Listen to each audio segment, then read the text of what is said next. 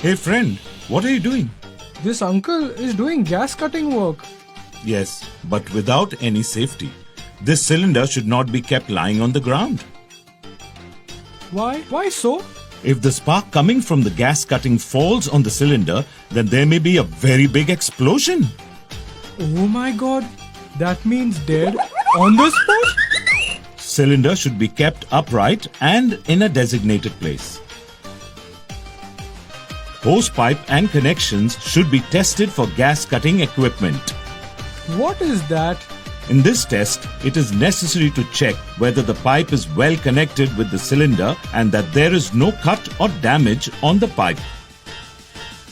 While welding or gas cutting, it is mandatory to use safety goggles as it protects your eyes.